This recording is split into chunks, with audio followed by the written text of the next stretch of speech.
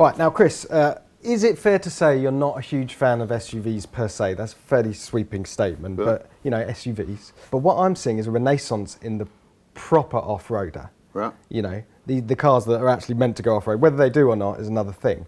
But why is a proper off-roader cool and an SUV not? Context, isn't it? A proper off-roader that you suspect's just been off-roading is cool. But if you put knobblies on a new Defender and just drive it round Wandsworth, I'm still not impressed. I still think you're a knob because it shouldn't be there. It's just a waste of energy. Yeah. But there is something about the big, boxy work vehicle. Everyone wants a military undertone to their big... I think it's all part of sort of 007 fever. Yeah. Everyone wants to pretend they're either in the army or about to go and do something really important in their SUV, other than pick up their children, which is what they're probably doing. Yeah. The renaissance is that the Bmw X6, which is a pox on humanity, which was launched in, 2007-8? Yeah. That brought in this whole coupe SUV styling. It's that latest Cayenne, what's that all about? Yeah. I mean, Ferdinand... Yeah, he'd be turning in his grave. It's a bit of a blurred line between a sort of a cool off-roader and an SUV. So I don't know how you can justify driving around in a 3-ton SUV. If you go off-road, if you need to tow or you live in the sticks, great, that's what you have. Yeah. You don't have a Porsche 918 if you've got a massive track to drive up every day. But equally, why have you got one of these things and just get an estate car? Exactly. So I'm going to read out some names. You tell me whether they're cool or not. Ford Bronco, new Ford Bronco. Of course it's cool. It's a Ford Bronco. Exactly. G-Wagen. Might have one. All right. Ineos Grenadier. Well, the name's not.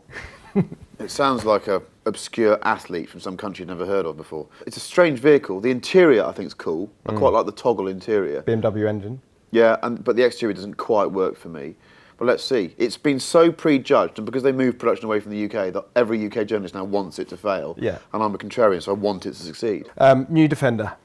I think they're great, but I have to add, a short wheelbase on Steelies in the right colour looks mega. A long wheelbase murdered out with black everything and those stupid warts on the side doesn't look great. Exactly. So, spec dependent, old Defender.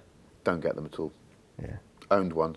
Silliest thing I've ever bought. You can't fit in them. I'm not a big man and I don't fit in it. Like you, I've spent a long time trying to cultivate adjectives, sophisticated ways of describing stuff, and I'm getting through the door, looking at my son and going, it's and him going, yes, Daddy. Jeep Wrangler. Oh yeah, I think the current Wrangler is a really good looking thing. It's a good car as well. Yeah, they've just brought out I think it's called a Rubicon 392. Is that cubic inches? Yeah, it's got mega engine in it. All right, and then we'll finish on just, what are your favourites? Rolls-Royce Cullinan. Luckily, where I live, I've seen one Cullinan. I mean, they're everywhere around here, but I still don't get it. It still looks like a Chinese knockoff of what a Rolls-Royce SUV might look like. It's just an awful looking. I teed it up and you delivered once again. But it's just awful. It's like, it's the car equivalent of driving up to a fuel station during the fuel crisis and watching two human beings punching each other and thinking, that's a bad advert for our species. Exactly. Yeah. The other trend that I'm seeing is electric pickups. So in America especially, you got the F-150 Lightning, which they've shown, we haven't driven yet, Rivian R1T, which is really exciting, and they're also doing an electric Hummer. What's your thoughts on this, a pure electric off-roader? Everyone that goes, they're big, wasteful, horrible things, you can turn around and say, well, they're electric.